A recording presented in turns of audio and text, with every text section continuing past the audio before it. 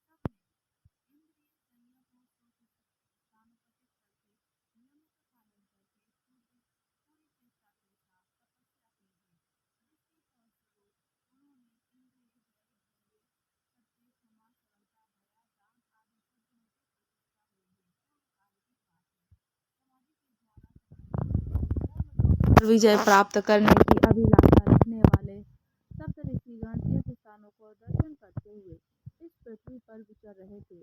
इसी बीच में एक बार बड़ा भारी सूखा पड़ा, जिसके कारण भूख से पीड़ित होकर संपूर्ण जगत के लोग बड़े कष्ट में पड़ गए। उसी समय उन ऋषियों को भी कष्ट उठाते देख तत्कालीन राजा ने, जो प्रजा की देखभाल के लिए भ्रमण कर रहे थे, दुखी होकर कहा कि हे मुनिवर, ब्राह्मणों के लिए प्रतिग्रह उत्तम व्रति है। आप लोग मुझसे दान ग्रहण करके अच्छे अच्छे गांव, धान्य और आदि अन्न की घर दूर से दूध, रस, तरह तरह के अन्य, स्वर्ण और दूध देने वाली गाय ले लें। ऋषियों ने कहा, राजन, प्रतिग्रह बड़ी भयंकर व्रति है। वह स्वाध्याय में मधु के समान मधुर, किंतु परिणाम में जिसके समान घातक है। इस बात को स्वयं जानते हुए भी तुम क्यों हमें लोभ में डाल रहे हो? 10 इकाइयों के समान एक चक्री यानी कि कुम्हार या तेली, 10 चक्रियों के समान एक शराब बेचने वाला, 10 शराब बेचने वालों के समान एक वेश्या, 10 वेश्यों के समान एक राजा होता है, जो प्रतिदिन 10,000 हत्याग्रहों का संचालन करता है। वह सौनिक है, राजा भी उसी के समान माना गया है। अतः राजा का प्रतिग्रह अत्यंत भयंकर है। जो ब्राह्मण लोभ से मोहित होकर राजा का प्रतिग्रह स्वीकार करता है, वह तामसिक घोर नरक में पाया जाता है। महाराज, तुम अपने दान के साथ यहीं पधारो और तुम्हारा कल्याण हो। तुम अपने दान के साथ यहाँ से पधारो और तुम्हारा कल्याण हो। ये दान दूसरों को देना। यह कहकर वह सप्तऋषि वन में चले गए। उसके पश्चात राजा की आज्ञा से उसके मंत्रियों ने गुलर के फलों में सोना भरकर उन्हें पृथ्वी पर बिखेर दिया। सप्तऋषि अन्न के दान बीनते हुए वहां पहुंचे तो उनको फलों को भी उन्होंने हाथ में उठाया, तो उन्हें भारी जानकर देखा कि अत्रि ने कहा कि ये फल ग्रहण करने योग्य नहीं है। हमारी ज्ञान शक्ति पर मोह का पर्दा नहीं पड़ा है। हम मंद बुद्धि नहीं हो गए हैं। हम समझदार हैं, ज्ञानी हैं। इस बात को भली भांति समझते हैं कि वह गूलर के फल स्वर्ण से भरे हैं। धन इसी लोक में आनंददायक होता है, मृत्यु के बाद तो वह बड़े ही कटु परिणाम को उत्पन्न करता है। जो सुख और अंत की पद की इच्छा रखता हो, उसे तो कदापि नहीं लेना चाहिए।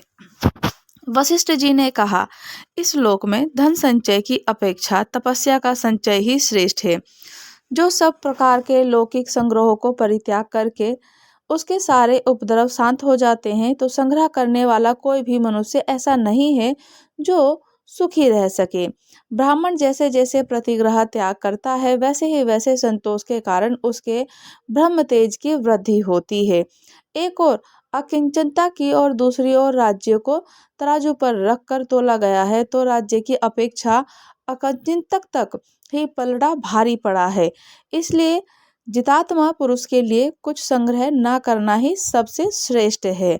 कश्यप जी बोले, धन संपत्ति मोह डालने वाले होते हैं, मोह नरक में गिराता है, इसलिए कल्याण चाहने वाले पुरुष को अनर्थ के साधन अर्थ के दूर से ही परित्याग कर देना चाहिए। जिसको धर्म के लिए धन संग्रह की इच्छा होती है उसके लिए इस इच्छा का त्याग ही श्रेष्ठ है, क्योंकि कीचड़ को लगाकर धोने की अपेक्षा उसका स्पर्श न करना ही उत्तम होता है। धन के द्वारा जिसका धर्म साधन किया जाता हो तो वह क्षयशील माना गया है। दूसरे के लिए जो धन का परित्याग है वही अक्षय धर्म है, वही मोक्ष की प्राप्ति करने वाला है। भारद्वाज ने कहा, जब मनुष्य का शरीर जीर्ण होता है तब उसके दांत और बाल भी पक जाते हैं, किंतु धन की जीवन आशा बूढ़े होने पर भी जीर्ण नहीं होती है। वो हमेशा ही धन का मोह और लालच लगा रहता है। धन की कभी लालसा खत्म नहीं होती, वो सदा नवी ही बनी रहती है। जैसे दर्जी सुई से वस्त्र में सूत का प्रवेश करा देता है तो उसी प्रकार तृष्णा रूपी सुई से संसार रूपी सूत्र का विस्तार होता है। कहीं और छोर नहीं है, उसका पेट भरना कठिन होता है। वह सेकंडों के दोषों को ढोए फिरता है और दूसरों को धर्म का अधर्म होता है। कृष्णा का तृष्णा यही उचित है। गौतम बोले, इंद्रियों के लोभग्रस्त होने से सभी सुए संकट में पड़ जाते हैं। जिसके चित्त में संतोष है उसके लिए सर्वत्र धन संपत्ति भरी हुई है। जिसके पैर जूते में है उसके लिए सारी पृथ्वी मानो चमड़े से मड़ी हुई है। संतोष रूपी अमृत से तृप्त और शांत चित्त वाले पुरुष को सुख प्राप्त है। वह धन के लोभ से इधर उधर दौड़ने वाले लोगों को कहाँ से प्राप्त हो सकता है। असंतोष ही सबसे बढ़कर दुख है और संतोष ही सबसे बड़ा सुख है। सुख चाहने वाले पुरुष को सदा संतुष्ट रहना चाहिए। विश्वामित्र ने कहा, किसी कामना की पूर्ति चाहने वाले मनुष्य की यदि एक कामना पूर्ण होती है तो दूसरी नई उत्पन्न होकर उसे बाण के समान बांधने लगती है। भोगों की इच्छा उपभोग के द्वारा कभी शांत नहीं होती। प्रत्युष्ट घी डालने से जो अग्नि है प्रज्वलित होकर अलग अलग प्रकार की अधिक भांति ही बढ़ती जाती है। जितना अग्नि में घी डालो उतनी ही आग बढ़ती जाती है। तो भोगों की अभिलाषा रखने वाला पुरुष मोहवश कभी सुख नहीं पाता। तो बोलते हैं कि जो प्रतिग्रह लेने की शक्ति रखते हैं उसे नहीं ग्रहण करना चाहिए। वो दानी पुरुषों को मिलने वाले सनातन लोगों को प्राप्त होता है। जो ब्राह्मण राजा से धन लेता है वह महर्षियों के द्वारा शोक करने के योग्य है। उस मूर्ख को नरक यातना का भय नहीं दिखाई देता। प्रतिग्रह लेने में समर्थ होकर उसे प्रवृत्त नहीं होना चाहिए, क्योंकि प्रतिग्रह से ब्राह्मणों का ब्रह्म तेज नष्ट हो जाता है। अरुंधति ने कहा कि तृष्णा का आदि अंत नहीं है, वह सदा शरीर के भीतर व्याप्त हो रहती है। दुष्ट बुद्धि वाले पुरुषों के लिए जिसका त्याग करना कठिन है, जो शरीर के जीर्ण होने पर भी जीर्ण नहीं होती, जो प्राण कांतिकारी रोगों के समान है, उसी तृष्णा का त्याग करने को ही सुख मिलता है। पशु सख बोले कि धर्मपरायण विद्वान पुरुष जैसा आचरण करते हैं, आत्म कल्याण की इच्छा रखने वाले विद्वान पुरुष को वैसा ही आचरण करना चाहिए। ऐसा कहकर दृढ़ता पूर्वक नियमों का पालन करने वाले सभी महर्षि उन स्वर्ण युक्त फलों को छोड़कर अन्यत्र चले गए हैं। घूमते घामते मध्य पुष्कर में गए, जहाँ आसक्त आए हुए सुनसख नामक परिवारजक के उनकी भेंट हुई। उनके साथ वे किसी वन में गए। वहां उन्हें एक बहुत बड़ा सरोवर दिखाई दिया जिसका जल कमल से आच्छादित था। वे सब के सब उस सरोवर के किनारे बैठ गए और कल्याण का चिंतन करने लगे। तो उस समय सुनसख ने क्षुधा से पीड़ित उन समस्त मुनियों के इस प्रकार कहा, महर्षि आप सब लोग बताइए, भूख की पीड़ा कैसी होती है। महर्षि ने कहा, शक्ति, खड्ग, गदा, चक्र, तोम्र और बाणों से पीड़ित किए जाने पर मनुष्य को जो वेदना होती है वही भूख से पीड़ा के मात भी हो जाती, भूख को पीड़ा के सामने मात हो जाती है। तो दमा, खांसी, क्षय, ज्वर, मिर्गी रोगों से कष्ट पाते हुए मनुष्यों को भी भूख की पीड़ा उन सबकी अपेक्षा अधिक जान पड़ती है। जिस प्रकार सूर्य की किरणों से पृथ्वी का सारा जल खींच लिया जाता है, तो उसी प्रकार पेट की आग से शरीर की समस्त नाड़ियां सूख जाती हैं। सुबह से पीड़ित मनुष्य को आंखों से कुछ सूझ नहीं पड़ता, तो उसका सारा अंग जलता और सूखा जाता है। भूख को आग प्रज्वलित होने पर मनुष्य गूंगा, बहरा, जड़, पंगु, भयंकर, मर्यादाहीन हो जाता है। लोग क्षुधा से पीड़ित होने पर पिता, माता, स्त्री, पुत्र, कन्या, भाई, स्वजनों का भी परित्याग कर देते हैं। भूख से व्याकुल मनुष्य न पितरों की भली भांति पूजा कर सकता है, न देवताओं की, न गुरुजनों की सत्कार कर सकता है, तो न ऋषियों का कर सकता है, कुछ भी नहीं कर सकता। भूख जब सताती है तो हर एक प्रकार की सारी पीड़ा भूल जाता है। इस प्रकार अन्न ना मिलने पर देहधारी प्राणियों में ये सभी दोष आ जाते हैं। इसलिए संसार में अन्न से बढ़कर ना तो कोई पदार्थ हुआ है और ना कभी होगा। अन्न ही संसार का मूल है। सब कुछ अन्न के ही आधार पर टिका हुआ है। पितर देवता, दैत्य, यक्ष, राक्षस, किन्नर, मनुष्य, यह भूत पिशाच सभी अन्नमय माने गए हैं। इसलिए अन्नदान करने वाले को अक्षय तृप्ति और सनातन स्थिति प्राप्त होती है। तप, सत्य, जप, होम, ध्यान, योग, उत्तम गति, स्वर्ग और सुख की प्राप्ति, ये सब कुछ अन्न से ही सुलभ होता है। चंदन, अगर, धूप और शीतल काल में ईंधन का दान, अन्नदान 16वें हिस्से के बराबर भी नहीं हो सकता। अन्न ही प्राण, बल और तेज है। अन्न ही पराक्रम है। अन्न से ही तेज की उत्पत्ति और वृद्धि होती है। जो मनुष्य श्रद्धा पूर्वक भूखों को अन्न देता है, वह ब्रह्म स्वरूप होकर ब्रह्मा जी के साथ आनंद मनाता है। जो एकाग्रचित होकर अमावस्या को श्राद्ध में अन्न का दान महामते मात्र सुनता है, तो उसके पितर आजीवन संतुष्ट रहते हैं। इंद्रिय संयम और मनोग्रह निग्रह युक्त ब्राह्मण सुखी और धर्म के भागी होते हैं। दान, दम और यम के तीनों तत्वदर्शी पुरुषों के द्वारा बताए हुए धर्म हैं। इनमें भी विशेष दम ब्राह्मणों को सनातन धर्म है। दम तेज को बढ़ाता है। दम परम पवित्र और उत्तम है। दम से पुरुष पाप रहित और तेजस्वी होता है। संसार में जो कुछ नियम, धर्म, शुभ कर्म अथवा संपूर्ण यज्ञों के फल हैं, उन सब की अपेक्षा दम का महत्व बहुत अधिक है। दम के बिना दान रूपी क्रिया यथावत शुद्धि नहीं हो सकती है। दम से ही यज्ञ और दम से ही दान को प्रवृत्ति होती है। जिसने इंद्रियों का दमन नहीं किया, उसके वन में रहने का क्या लाभ, और जिसके मन में इंद्रियों का भली भांति जहाँ जहाँ दमन हुआ है, उसको घर छोड़ने का और किसी आश्रम में रहने की क्या ही आवश्यकता है। जितेंद्रिय पुरुष निवास करता है, उसके लिए वही स्थान और वही महान आश्रम है जो वहाँ जहाँ निवास करता है। जो उत्तम शील और आचरणरत में होते हैं, जिसने अपनी इंद्रियों को काबू कर लिया हो, जो सदा सरल भाव से रहता हो, उसको आश्रम से क्या प्रयोजन। तो विषय आसक्त मनुष्य ने वन में दोष बन जाते, और घर में रहकर भी यदि पांचों इंद्रियों का निग्रह कर लिया जाए, तो वह तपस्या ही है। जो सदा शुभ कर्म में प्रवृत्त होता है, उस वीतराग पुरुष के लिए ही घर तपोवन है। केवल शब्द, शास्त्र, व्याकरण के चिंतन में लगे रहने का मोक्ष नहीं होता।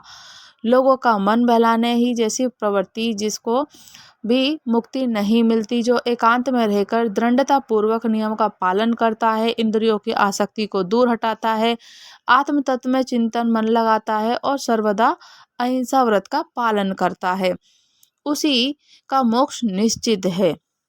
जितेंद्रिय पुरुष सुख से सोता और सुख से जागता है। वह संपूर्ण भूतों के प्रति सम्मान भाव रखता है। उसके मन में हर्ष, शोक, विकार नहीं आते। छेड़ा हुआ सिंह, अत्यंत रोष में भरा हुआ सर्प और सदा कुपित रहने वाला शत्रु भी वैसा अनिष्ट नहीं कर सकता जैसा संयम रहित चित्त कर डालता है। मांस भक्षी प्राणियों को अजितेंद्रिय मनुष्य से लोगों को सदा भय रहता है। उनके निवारण के लिए ब्रह्मा जी ने दंड का विधान किया। दंड ही प्राणियों की रक्षा और प्रजा का पालन करता है, वही पापियों को पाप से रोकता है। दंड सबके लिए दुर्जय होता है, वह सब प्राणियों को भय पहुंचाने वाला दंड ही मनुष्य का शासक है, उसी पर धर्म टिका हुआ है। संपूर्ण आश्रमों और समस्त भूतों में ही दम उत्तम व्रत माना गया है। उदारता, कोमल स्वभाव, संतोष, दोष दृष्टि का अभाव, गुरु शुष्णा, प्राणियों पर दया और चुगली ना करना, इन्हीं को ही शांत बुद्धि वाले संतों और ऋषियों ने दम कहा है। धर्म, मोक्ष, स्वर्ग ये सभी दम के अधीन हैं। वह अपना अपमान होने पर क्रोध नहीं करता और सम्मान होने पर हर्ष नहीं करता। जिसकी दृष्टि कुछ और सुख सम्मान है और उसकी को प्रशांत कहते हैं। जिसका अपमान होता है वह साधु पुरुष तो सुख से सोता और सुख से जागता है, उसकी बुद्धि कल्याणमयी होती है, परंतु अपमान करने वाला मनुष्य स्वयं नष्ट हो जाता है। अपमानित पुरुष को चाहिए कि वह कभी अपमान करने वालों की बुराई ना सोचे, अपने धर्म पर दृष्टि रखते हुए भी दूसरों की धर्म की निंदा ना करे। जो इंद्रियों का दमन करना नहीं जानते वह व्यर्थ ही शास्त्रों का अध्ययन करते हैं, क्योंकि मन और इंद्रियों को संयम ही शास्त्र का मूल है, वही सनातन धर्म है। संपूर्ण व्रतों का आधार दम ही है। जहाँ असंग अंग सहित पड़े हुए वेद भी दम से हीन पुरुषों को पवित्र नहीं कर सकते, जिसने इंद्रियों का दमन नहीं किया। उसके सांख्य योग, उत्तम कुल, जन्म, तीर्थ स्थान सभी व्यर्थ हैं। योग वेदा द्विजों को चाहिए कि अपमान को अमृत के समान समझकर उससे प्रसन्नता पूर्वक अनुभव करें, सम्मान को विस्फुतुल्य मानकर उसे घृणा और अपमान से उसके तप की वृद्धि होती है, और सम्मान से क्षय, पूजा, सत्कार पाने वाले ब्राह्मण की दुही हुई गाय की तरह खाली हो जाता है। जैसे गौ घास और जल पीकर फिर संतुष्ट हो जाती है, तो उसी प्रकार ब्राह्मण जप और होम करके ब्रह्म तेज से पुनः संपन्न हो जाता है। संसार में निंदा करने वाले समान दूसरा कोई मित्र नहीं है, क्योंकि वह पाप लेकर अपना पुण्य दे जाता है। निंदा करने वालों को स्वयं निंदा ना करें, अपने मन को रोकें, जो उस समय अपने चित्त को वश में कर लेता है, मानो अमृत के समान स्नान कर लेता है। वृक्ष के नीचे रहना, साधारण वस्त्र पहनना, अकेले रहना, किसी की अपेक्षा न करना और ब्रह्मचर्य का पालन करना, ये सब परम गति को प्राप्त करने वाला होता है। जिसने काम और क्रोध को जीत लिया वह जंगल में जाकर क्या करेगा? अभ्यास से शास्त्र की, सील से कुल की, सत्य से क्रोध का और मित्र से प्राणियों की रक्षा की जाती है। जो पुरुष उत्पन्न हुए क्रोध को अपने मन से रोक लेता है वह उस क्षमा के द्वारा सबको जीत लेता है। जो क्रोध और भय को जीत कर शांत रहता है, पृथ्वी पर उसके समान वीर या कौन है? यह ब्रह्मा जी का बताया हुआ गुण उपदेश है। प्यारे, हमने धर्म का हृदय मार्ग तत्व तुम्हें बताया। यज्ञ करने वाले लोग दूसरे हैं, तपस्वी लोग दूसरे हैं, इंद्र संयम मनोग्रहित करने वाले लोग दूसरे हैं, ये सभी परम सम्मानित हैं। क्षमा करने वाले एक ही लोग, जो कि एक ही दोष लागू होता है, दूसरा नहीं। वह यह है कि क्षमाशील पुरुषों को लोग शक्तिहीन मान बैठते हैं, किंतु इसे दोष नहीं मानना चाहिए, क्योंकि बुद्धिमान को बल क्षमा ही है। जो शांति अथवा क्षमा नहीं जानता वह इष्ट हो, यज्ञ हो या तालाब आदि खुदवाना नहीं जानता हो तो दोनों के फलों से वंचित हो जाता है। क्रोधी मनुष्य जो जप, होम और पूजन करता है वह सब फूटे हुए पेड़ से जल की भांति नष्ट हो जाता है। जो पुरुष प्रातःकाल उठकर प्रतिदिन इस पुण्यमय दम अध्यापक का या दम अध्ययन करता है, पाठ करता है, वह धर्म की नौका पर अरुण होकर के कई कठिनाइयों को पार करके जो दिन सदा ही पुण्यप्रद को दूसरों को सुनाता है, वह ब्रह्मलोक को प्राप्त हो जाता है, वहां से कभी नहीं गिरता। धर्म का सार सुनो और सुना करके उसे धारण करो। जो बात अपने को प्रतिकूल जान पड़े उसे दूसरों के लिए भी काम में ना ले। जो पराई स्त्री को माता के समान, पराये धन को मिट्टी के ढेले के समान और संपूर्ण भूतों को अपने आत्माओं के समान माने तो वह ज्ञानी है। जिनकी रसोई बलि विश्वदेव के लिए और जीवन परोपकार के लिए है, यही विद्वान है। जैसे धातुओं में स्वर्ण उत्तम है, वैसे ही परोपकार सबसे श्रेष्ठ धर्म है, वही सर्वस्व है। संपूर्ण प्राणियों के हित का ध्यान रखने वाला पुरुष अमृत तत्व प्राप्त करता है। पुलत्स्य कहते हैं, इस प्रकार ऋषियों ने शुनशक के सामने धर्म के सार तत्व का प्रतिपादन करके उसके साथ वहां से दूसरे वन में प्रवेश किया। वहां भी उन्हें एक बहुत विस्तृत जलाशय दिखाई दिया जो पद्म और उपलाओं से और लताओं से आच्छादित है। उस सरोवर में उतरकर उन्होंने मृणाल उखाड़े और उन्हें ढेर के ढेर किनारे पर रखकर जल से संपन्न होने वाली पुण्य क्रिया, संध्या तर्पण आदि करने लगे। उसके पश्चात जब वे जल से बाहर निकले तो मृणालों ने देखकर उस पर इस प्रकार कहने लगे कि ऋषि बोले, हम सब लोग क्षुधा से कष्ट पा रहे हैं। ऐसी दशा में किस पापी ने कुर ने मृणाल को चुरा लिया? जब इस तरह कुछ पता न लगा तब इससे पहले कश्यप ने बोला।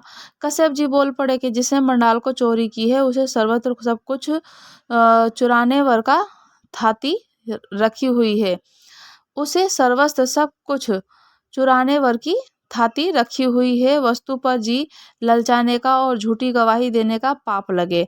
वे दम पूर्वक धर्म का आचरण और राजा का सेवन करने पर, मग और मांस का सेवन करने और सदा झूठ बोलने, सदा जीविका चलाने और रुपया लेकर लकड़ी बेचने का पाप का भागी होगा। वशिष्ठ जी ने कहा, जिसने भी मृणाल को चुराया है उसे ऋतु काल में बिना ही मैथुन करने, दिन में सोने और एक दिन में एक दूसरे के यहाँ जाकर अतिथि बनने के, जिस गांव में एक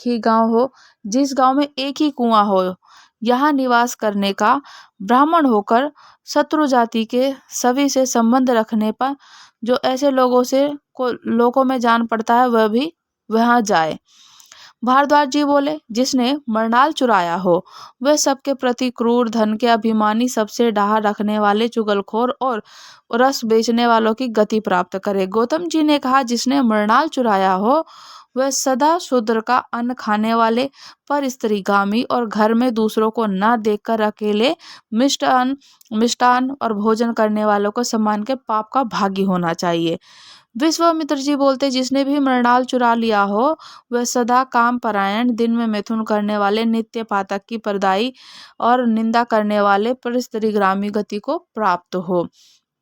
तो जिसने भी मृणाल की चोरी करी हो वह दुर्बुद्धि मनुष्य, अपने माता पिता का अपमान करने वाली, अपनी कन्या के दिए हुए धन से अपनी जीविका चलाने वाली, सदा दूसरों की रसोई में भोजन करने, पर स्त्री से संपर्क रखने और गायों की बिक्री करने का पाप का भागी होगा। पराशर जी बोलते हैं कि जिसने भी मृणाल चुराया हो वह दूसरों के जन्म जन्म के क्रोधी हो, सब प्रकार से धर्मों से और हीन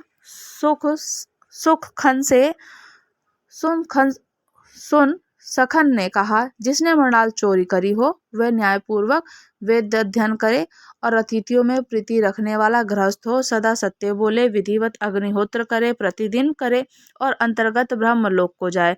ऋषियों ने कहा, सुन सख, तुमने जो शपथ की है वह तो कभी अपशिष्ट है ही, वह तो अपशिष्ट है। तुमने हम सबको मृणाल की चोरी करी है।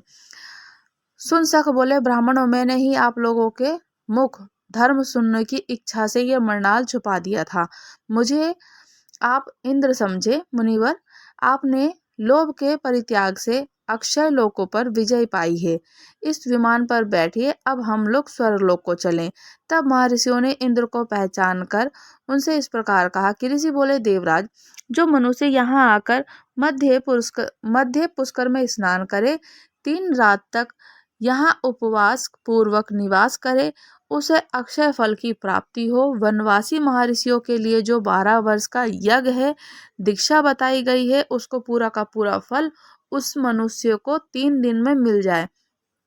उसकी कभी दुर्गति नहीं होती। वह सदा अपने कुल वालों के साथ आनंद का अनुभव करता है और ब्रह्मलोक में जाकर ब्रह्मा जी के साथ 1 दिन यानी कि 1 कल्प भर वहां पर निवास करेगा ब्रह्मलोक में। अघन मास मार्गशीर्ष मास अध्याय 12 समाप्त हुआ। राधे राधे। श्री हरिदास, श्री कुंज बिहारी। अगर आप लोग हमारे चैनल पर नए हैं तो चैनल को लाइक शेयर सब्सक्राइब करना बिल्कुल ना भूलें और मुझे कमेंट्स करके ज़रूर बताइएगा कि आपको कथा कैसी लगी। राधे राधे। श्री हरिदास।